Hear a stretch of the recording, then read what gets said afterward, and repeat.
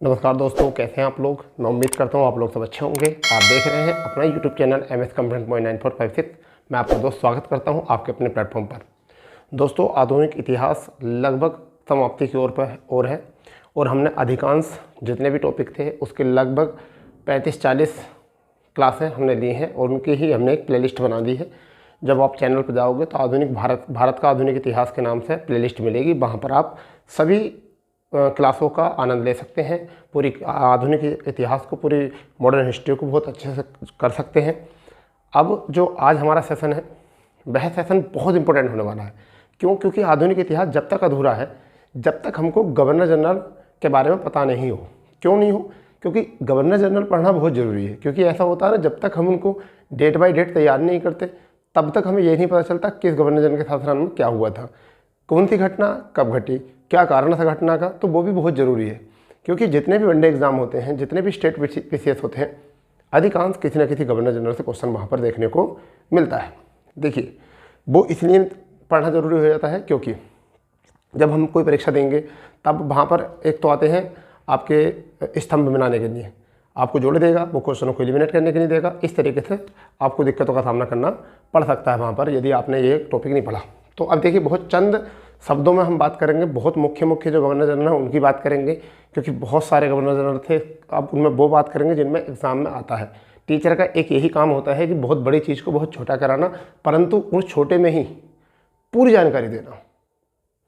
उस छोटे में ही क्या करना है, पूरी जानकारी देना होता है। यही टीचर का काम होता है। और वो भी कैसी, बहुत डिफिकल्ट चीज़ को बहुत आसान शब्दों में बात बतानी होती है। चलिए शुरू करते हैं। अब देखिए, सबसे पहले क्या थे, पहले बने थे बंगाल में गवर्नर। ठीक, पहले यही कड़ी पता होनी चाहिए आपको।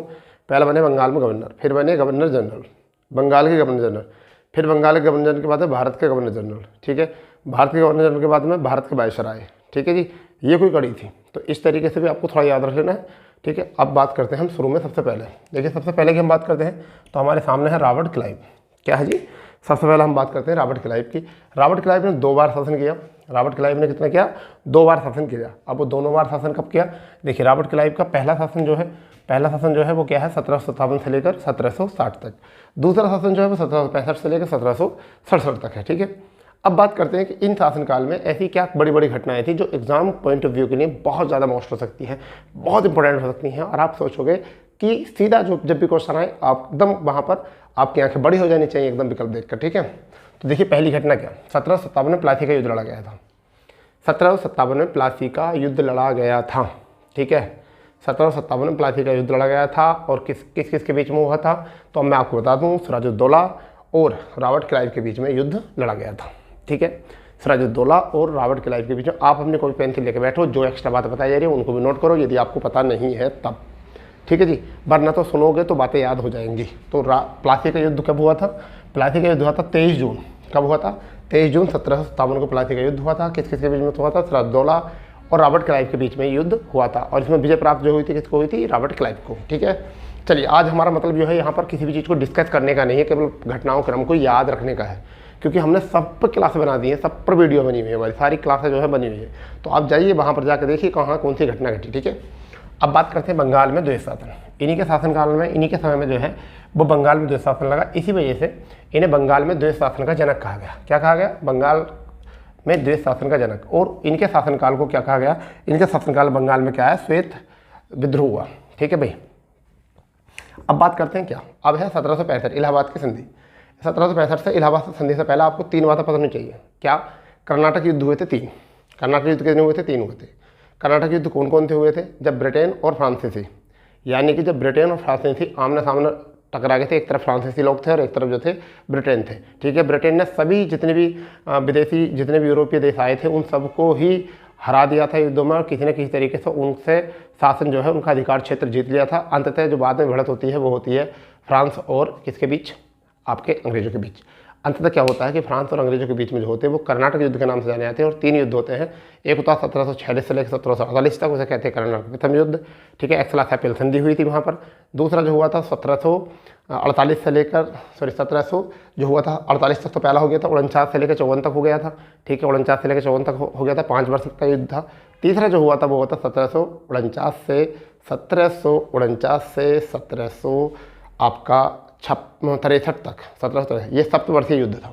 जब ये तीनों युद्ध हो जाते हैं तब जाकर 1765 में अंग्रेज विजय हो जाते हैं और इस 63 में ही, और वो फ्रांसीसियों के साथ क्या करते हैं, वो क्या करते हैं 1765 में इलाहाबाद की संधि करते हैं। और उसमें हस्तक्षेप जो करते हैं वो कौन करते हैं, भारतीय लोग करते हैं, भारतीय लोग, यानी कौन कौन करते हैं, सिराजुद्दौला करते हैं, अवध के शासक हैं, शाह आलम द्वितीय मुगल शासक हैं, इस समय पर कौन है, मुगल शासक। तो पहली संधि जो हुई वो हुई थी, पहली संधि जो हुई थी वो हुई थी 12 अगस्त 1765 को, 12 अगस्त 1765 को शाह आलम के बीच में, किसके बीच में, शाह आलम द्वितीय और ब्रिटिश सरकार के बीच में। द्वितीय संधि जो हुई थी वो कब हुई थी, वो हुई थी 16 अगस्त को, और किस किसके बीच में, ब्रिटिश सरकार के और सिराजुद्दौला के, यानी कि बंगाल के अवध के नवाब सिराजुद्दौला के बीच में ये हुई थी संधि। ठीक है, आपको मज़ा आ रहा होगा इन सारी बातों को कुछ सुनने में। ठीक है, अंततः अगर हम बात करते हैं तो क्लाइव, ठीक है, क्लाइव ने सेना के 3 केंद्र बनाए। सेना के कितने केंद्र बनाए, 3 केंद्र। एक केंद्र बनाया इलाहाबाद, दूसरा बनाया मुंगेर और तीसरा बनाया बांकीपुर पश्चिम बंगाल। ठीक है, एक बनाया इलाहाबाद, दूसरा बनाया मुंगेर, तीसरा बनाया बांकीपुर, कहाँ पर, पश्चिम बंगाल में। ठीक है भाई, तो ये था हमारा क्लाइव का इतिहास। ठीक है, क्लाइव का इतिहास केवल इतना ही था। ठीक है, आगे से हम बात करते हैं तो कौन है, विंसेंटार्ट। ये भी इंपॉर्टेंट है, थोड़ा सा एक चीज़ के लिए इंपॉर्टेंट है बस, कि विंसेंटार्ट 1760 से 64 तक रहे थे। ठीक है, कई बार क्वेश्चन यहाँ से यही आता है, ये क्वेश्चन आता है कि जब तृतीय युद्ध चल रहा था, जब तृतीय युद्ध चल रहा था किसका, कर्नाटक का, तो उस समय पर जो गवर्नर जनरल थे उसकी समाप्ति पर कौन थे, तो विंसेंटार्ट थे। ठीक है, उसी के समय पर क्या हुआ था, उसी के समय पर क्या हुआ था आपका, उसी के समय पर जो हुआ था, देखिए उसी के समय पर आपका क्या होता है 1764 में। अब तुम सोच रहे हो सर 1765 में संधि यहाँ होगी, 1765 में संधि यहाँ होगी, हाँ भाई हो गई, क्योंकि ये दोबारा आए थे ना 1765 से 67 तक, क्योंकि दोबारा भी आए थे ना 1765 से लेकर 67 तक, तो 64 तक तो यही रहे, 60 से 64 तक। ठीक है, तो 65 वाली संधि तो इनके बीच में हुई, तो घबराना नहीं, टेंशन नहीं लेना बिल्कुल भी। ठीक है, तो यहाँ पर क्या हुआ था, बक्सर का युद्ध हुआ था। क्या हुआ था भाई, बक्सर का युद्ध हुआ था। बक्सर का युद्ध किस किस के बीच में हुआ था, तो हेक्टर मुनरो, क्या थे, हेक्टर मुनरो। ठीक है, एक थे, दूसरे कौन थे, गुरगीन खां, ये थे, इन दोनों के बीच में हुआ था। अब गुरगीन खान जो नेतृत्व कर रहे थे वो किसका तर्क कर रहे थे, वो कर रहे थे सिराजुद्दौला के तरफ से कर रहे थे। इनके तरफ दूसरे व्यक्ति जो थे वो शाह आलम थे, शाह आलम द्वितीय थे। फिर एक थे मीर कासिम, क्या थे, मीर कासिम। ठीक है भाई, तो ये कंडीशन याद रखना, ये हुआ था बक्सर का युद्ध। अब इसमें क्या हुआ था, हेक्टर मुनरो को विजय प्राप्त हो गई थी, अंग्रेज विजय के थे।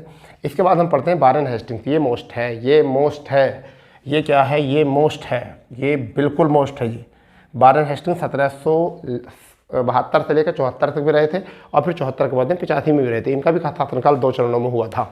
क्या हुआ था, 2 चरणों में हुआ था वारेन हेस्टिंग्स। तो यहाँ से क्वेश्चन समझने वाला है, यहाँ से क्वेश्चन आपको बिल्कुल समझने वाला है। क्या समझेंगे क्वेश्चन में, देखिए बंगाल के अंतिम गवर्नर रहे थे, यानी कि बंगाल में अंतिम गवर्नर रहे थे। तो जो व्यक्ति अंतिम गवर्नर रहा था बंगाल में, तो फिर बाद में क्यों बन रहे थे अंतिम गवर्नर, क्योंकि गवर्नर का पद को क्या कर दिया गया था, बंगाल के गवर्नर जनरल का पद कर दिया गया था, गवर्नर जनरल का पद कर दिया गया था, यानी शक्तियों को विस्तार कर दिया गया, शक्तियाँ बढ़ा दी गई थी। तो क्या हुआ यहाँ पर, बंगाल के अंतिम गवर्नर रहे थे और द्वेष शासन इन्होंने समाप्त करा था। यानी कि जो द्वेष शासन लगा था रॉबर्ट क्लाइव के समय पर, कब लगा था, रॉबर्ट क्लाइव के समय पर द्वेष शासन लगा था, उस द्वेष शासन को उन्होंने क्या कर दिया, समाप्त कर दिया था। ठीक है, और अंतिम गवर्नर रहे थे। फिर बात करते हैं 1772 में प्रत्येक जिले में फौजदारी और दीवानी अदालतें खोली थी। यानी कि प्रत्येक जिले में जो क्या करा, क्या दीवानी और फौजदारी अदालतें खोली, ये थोड़ा सा इंपॉर्टेंट है। फिर बाद में क्या हुआ, पद का परिवर्तन हुआ। पद का क्या हुआ, परिवर्तन, बंगाल के गवर्नर को बंगाल का गवर्नर जनरल कहा जाने लगा, और वो जो अंतिम गवर्नर जनरल थे वो कौन थे, रेगुलेटरी एक्ट के तहत उस पद के अंतर्गत क्या कहा दिया गया था, उसे प्रथम गवर्नर जनरल कहा गया था। तो क्वेश्चन बनेगा बंगाल के अंतिम गवर्नर कौन थे, बंगाल के अंतिम गवर्नर कौन थे, तो बंगाल के अंतिम गवर्नर वारेन हेस्टिंग्स थे। फिर क्वेश्चन आएगा बंगाल के प्रथम गवर्नर जनरल कौन थे, तो वो भी वारेन हेस्टिंग्स थे। क्योंकि जहाँ से जैसे मान के चलिए 31 दिसंबर का सोमवार का है, 31 दिसंबर का सोमवार का है, तो 1 जनवरी मंगलवार की होगी। ठीक है, तो ऐसे इनके बाद में तो कोई और ऐसा था नहीं, तो यही आगे थे। ठीक है, तो रेगुलेटिंग एक्ट 1773 के तहत इन्हें प्रथम गवर्नर जनरल बनाया। अब यहाँ से पॉइंट बनकर आता है, यहाँ से एक पॉइंट बनकर आता है गवर्नर जनरल का, सॉरी रेगुलेटिंग एक्ट का, कि रेगुलेटिंग एक्ट क्या था। यहाँ से जो पॉइंट उठ कर आता है वो उठ कर आता है रेगुलेटिंग एक्ट का, कि रेगुलेटिंग एक्ट क्या था। तो देखिए क्या था कि ब्रिटिश कंपनी जो थी यहाँ पर भारत में शासन कर रही थी। ठीक है, ब्रिटिश कंपनी जो थी भारत शासन कर रही थी। बहुत सारे लोग जो थे यहाँ कंपनी में बाहर से इजाज़त लेकर आते थे कंपनी में काम करने के लिए। मैं सीधे शब्दों में बताना चाहता हूँ आपको। और होता क्या कि लोग ऐसा मान के चलिए कंपनी सरकारी थी। ठीक है, तो तुम्हें देख लो आज के टाइम में भी सरकारी काम जितने भी हो रहे हैं सारे वो एकदम सरकारी स्कूलों को देखो, सरकारी कोई भी काम देखो, थोड़ा सा लेट लतीफ़ हो जाते हैं। तो उन लोगों ने क्या करा कि सरकारी काम से, सरकारी कंपनी के काम पर ध्यान तो दे नहीं रहे थे और अंततः क्या कर रहे थे, वो अपने निजी कामों में बहुत ज़्यादा रुचि ले रहे थे कंपनी के लोग। तो कहीं ना कहीं ऐसा लगा, ब्रिटिश सरकार को ऐसा लगा कि जो कंपनी के लोग भारत में जा रहे हैं उनको रेगुलेट करना बहुत ज़रूरी है। पंखे में नहीं होता रेगुलेट करने वाला, गति को नियंत्रित करने वाला, रेगुलेटर बोलते हैं उसको। तो इसी वजह से इसका नाम पड़ा, यानी कि कंपनी के शासन को कंट्रोल करने के लिए एक एक्ट बनाया, कानून बना के भेजा कि आप इस कानून के दायरे में रह के ही काम करोगे, इस कानून के दायरे में रह के ही काम करोगे, उसी को कहा जाता है रेगुलेटिंग एक्ट। ठीक है भाई, तो समझ गए होगे आज तो बहुत सारे बच्चों ने समझा होगा ये चीज़, क्योंकि बहुत सारे बच्चों को रेगुलेटिंग एक्ट का पता नहीं होता। ठीक है भाई, तो रेगुलेटिंग एक्ट समझ में आ गया आपको। फिर बात करते हैं 1781 में कलकत्ता में मुस्लिमों के उद्धार के लिए, यानी कि कलकत्ता में मुस्लिमों के उद्धार के लिए प्रथम मदरसा खोला गया। यानी कि मुस्लिमों की स्थिति को सुधारने के लिए कलकत्ता में प्रथम मदरसा जो खोला वो किसने खोला, वो वारेन हेस्टिंग्स ने खोला था। ये क्वेश्चन एग्जाम में बहुत कई बार पूछ लिया। अब बात आते हैं कि 1784 में, ये वाली बात इंपॉर्टेंट है, 1784 में पिट इंडिया एक्ट आया था।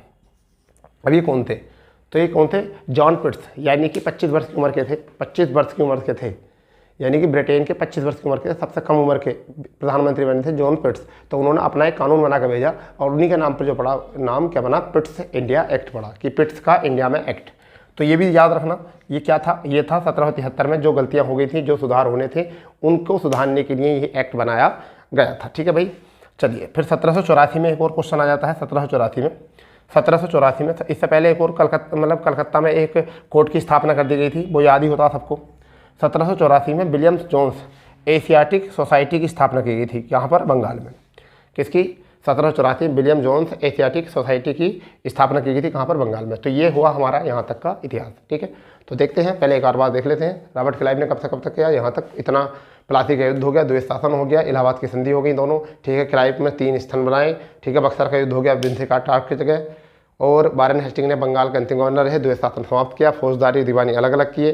ठीक है, रेगुलेटिंग एक्ट जो 1773 में प्रथम गवर्नर जनरल बने, और कलकत्ता मदरसा खोला मुस्लिमों के लिए, और कलकत्ता में ही इन्होंने सुप्रीम कोर्ट की स्थापना की, और पिट्स इंडिया एक्ट के अंतर्गत भी इन्हीं के समय पर आया था। 1784 में William Jones Asiatic Society of Bengal भी इसी में गठित की थी।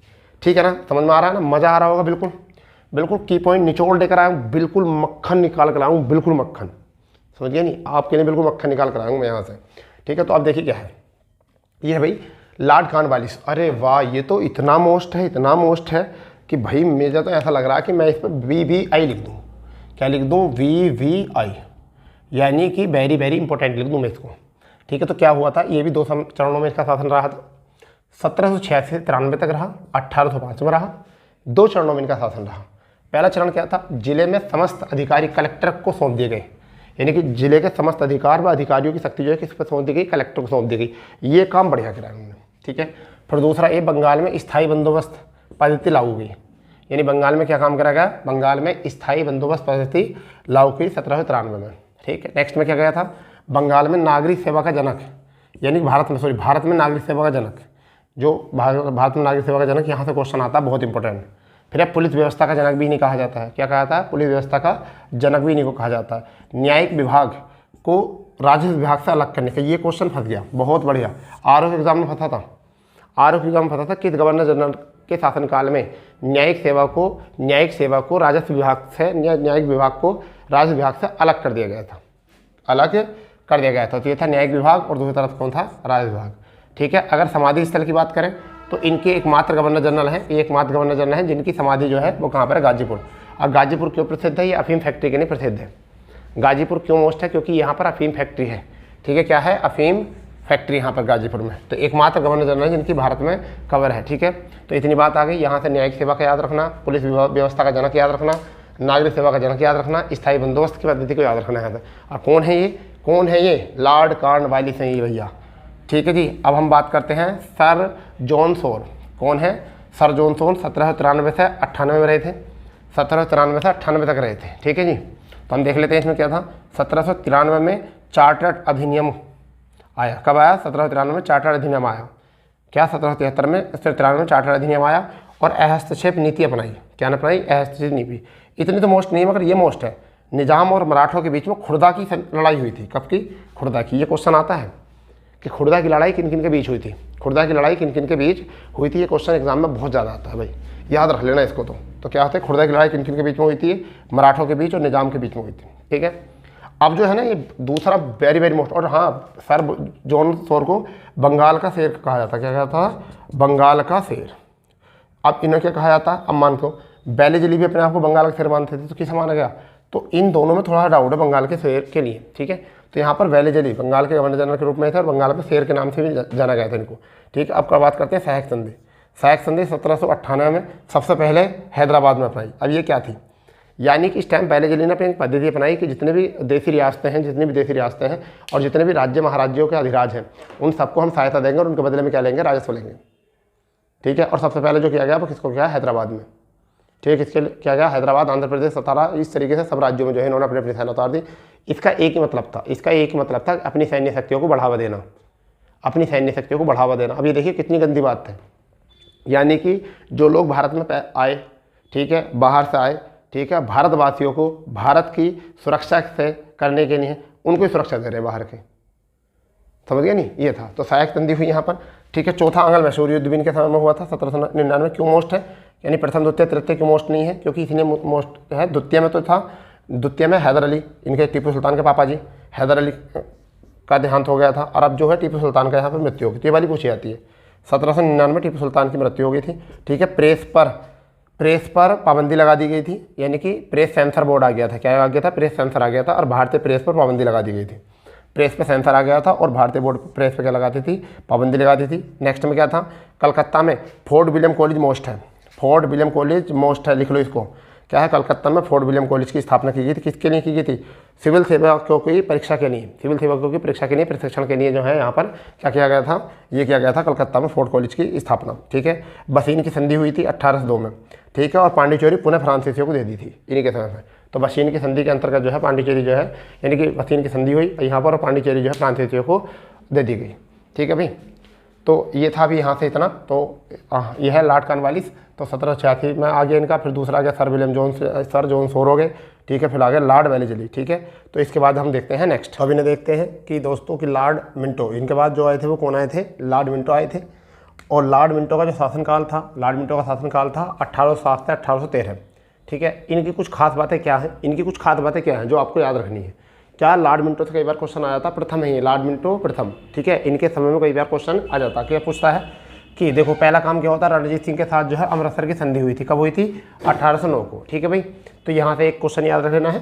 फिर दूसरे अगर हम बात करना, सिंध के साथ शाश्वत मित्रता की संधि की गई थी, यानी कि सिंध प्रांत के साथ की गई थी शाश्वत मित्रता की संधि, यानी कि अब क्या कि सिंध को कोई नुकसान नहीं पहुंचाया जाएगा और एक तरीके से हम शाश्वत सांस्कृतिक रूप से संधि करते हैं, ठीक है। अब हम पूरी तरीके से ईमानदारी से काम करने वाले हैं। रणजीत सिंह के साथ भी अमृतसर की संधि हुई थी। क्या रणजीत सिंह के साथ इन्होंने कह दिया था कि हम लोग क्या है, अब जो है सहायक संधि करने के बाद, संधि करने के बाद जो है अमृतसर की संधि करने के बाद अब रणजीत सिंह को क्या करना है, धोखा नहीं देना है, ठीक है। रणजीत सिंह जो है वो कौन है, सिखों के एक प्रमुख नेता थे, ठीक है, सिख संप्रदाय के एक प्रमुख नेता थे, ठीक है। उनसे भी इन्होंने संधि कर ली थी, ठीक। अब जो मोस्ट है वो कौन है, जो मोस्ट है वो क्या है, वो है आपका लॉर्ड हेस्टिंग्स। ये वारेन हेस्टिंग्स नहीं है, वारेन हेस्टिंग्स दूसरे थे, अब क्या है लॉर्ड हेस्टिंग्स। वारेन हेस्टिंग्स अभी की बात जो करी है हमने वो थे, ठीक है। अब यहाँ आपके लॉर्ड हेस्टिंग्स, तो इनका शासनकाल जो है कब से कब तक है, 1813 से लेकर 1823 तक, ठीक। इनमें बहुत इंपॉर्टेंट बात क्या है कि आंग्ल नेपाल युद्ध हुआ, ठीक है। कब हुआ ये, 1814 से लेकर 16 तक हुआ। क्या हुआ, आंग्ल नेपाल युद्ध 1814 से लेकर 1816 तक। फिर दूसरी बात क्या है इंपॉर्टेंट, सुंगोली की संधि 1816 में हुई, कौन सी, सुंगोली की संधि, ठीक है। ये बात थोड़ी याद रखनी है, ठीक है। संधि के बाद जैसे सुंगोली की संधि हुई, जैसे सुंगोली की संधि हुई, संधि के बाद में इन्हें एक उपाधि दे दी गई, क्या दे दी गई, मार्क बेस ऑफ हेस्टिंग्स। किसकी नाम उपाधि दी गई, मार्क बेस ऑफ हेस्टिंग्स की उपाधि दी गई, ठीक है जी। तो ये उपाधि दी गई। फिर इसमें क्या कहा गया, 1817 में कलकत्ता में डेविड हेयर के द्वारा, किसके द्वारा, डेविड हेयर के द्वारा हिंदू कॉलेज की स्थापना हुई। ये एग्जाम में बताया था कि हिंदू कॉलेज की स्थापना जो हुई किस गवर्नर जनरल के शासनकाल में हुई, या हिंदू कॉलेज की स्थापना किसने की थी, तो डेविड हेयर ने की थी, ठीक है। तो याद रख लो कि किसने की थी, डेविड हेयर ने, ठीक है भाई, किसने की थी, डेविड हेयर ने की थी कलकत्ता में, ठीक है। एक बार और देख लीजिए, रणजीत सिंह के साथ अमृतसर की संधि हुई, सिंध के साथ शाश्वत मित्रता किसके शासनकाल में हुई, वही लॉर्ड मिंटो के। लॉर्ड हेस्टिंग्स 1813 से 23 तक रहे।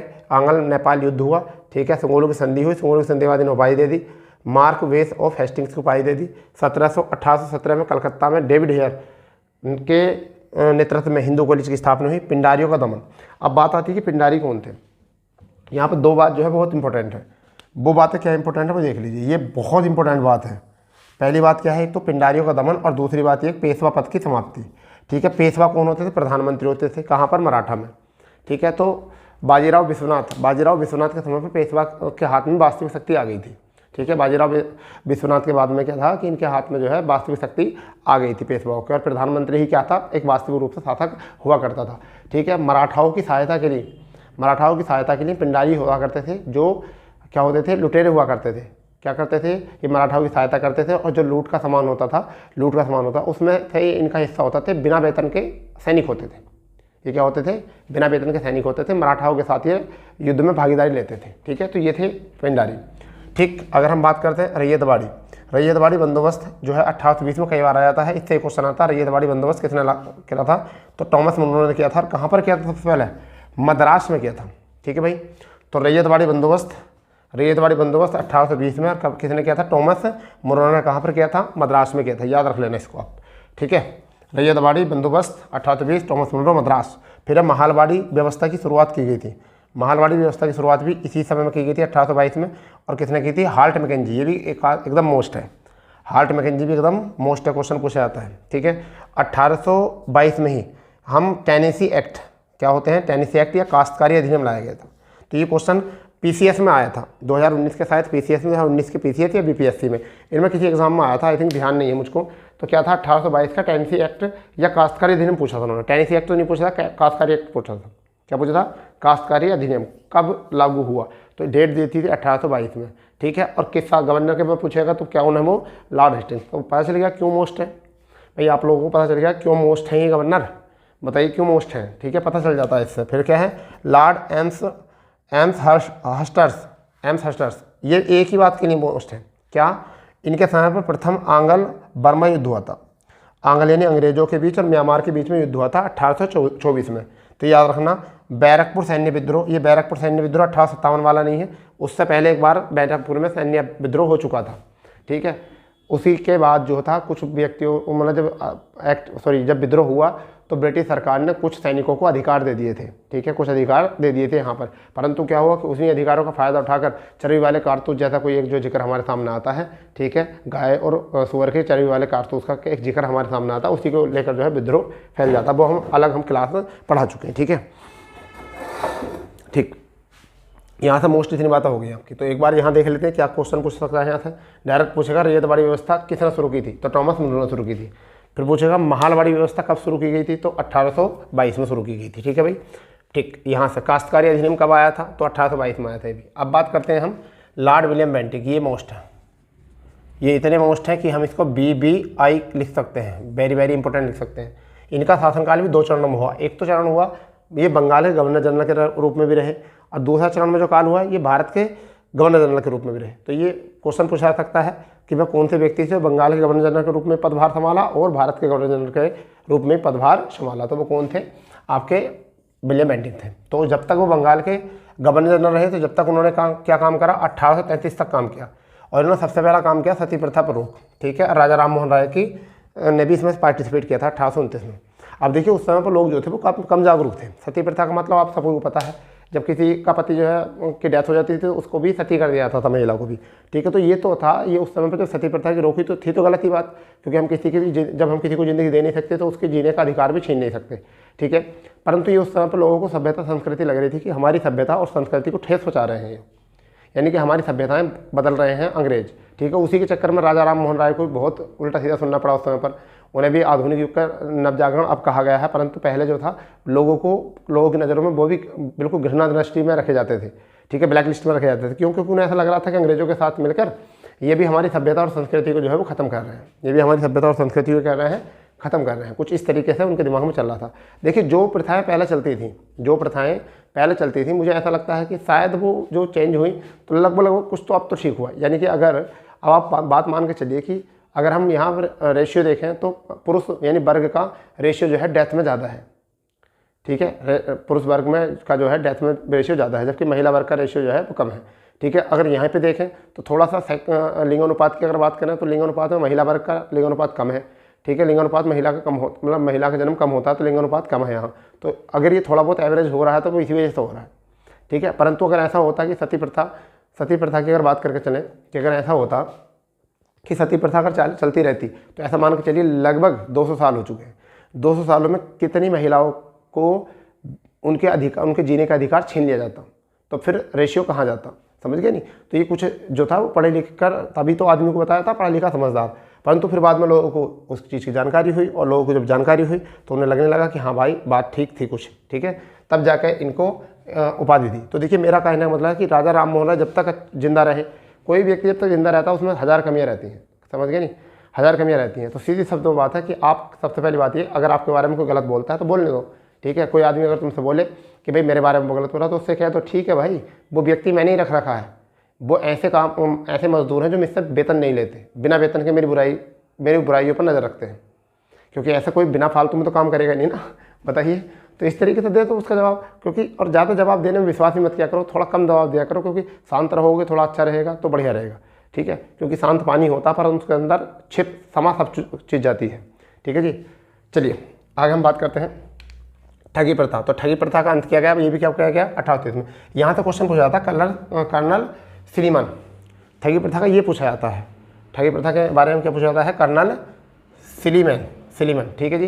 फिर बात ये था कि सरकारी सेवाओं में भेदभाव को ख़त्म कर दिया गया। अब ये क्या था, सरकारी सेवाओं में भेदभाव चल रहा था, क्या था कि अगर कोई ब्रिटिश शासन में छोटा अधिकारी भी है, कोई ब्रिटिश शासन में छोटा अधिकारी है, भारत का कोई ब्रिटिश सेना में बड़ा अधिकारी भी है, तो अगर ब्रिटिश सैनिक अगर कोई आता था तो उसको वह सलामी देनी पड़ती थी, ठीक है, क्या देनी पड़ती थी, सलामी देनी पड़ती थी, ठीक। और बड़े पदों पर जो है भारत के व्यक्तियों को आसीन नहीं किया जाता था, ठीक है, आसीन नहीं किया था। अभी हाल ही में एक मूवी आई थी RRR, उसके नाटू को अभी भी ऑस्कर के लिए ऑस्कर दिया गया है, तो आप उसमें देख लीजिए। चाहे वो काम तो अच्छा करता है लाला लाजपत राय के विरोध में, लाला लाजपत राय की गिरफ्तारी के विरोध में जो भीड़, जब जहाँ की मूवी स्टार्ट होती है, फिल्म स्टार्ट होती है, तो वहाँ पर क्या होता है, भीड़ को कंट्रोल कौन करता है, जो हैं वो भारतीय एक सैनिक होते हैं, वो कंट्रोल करते हैं, परंतु तमगा किसको मिलता है, इनाम किसको मिलता है, ब्रिटिश सैनिकों को, ठीक है, ब्रिटिश सैनिकों को वो इनाम मिलता है। तो यही था भेदभाव।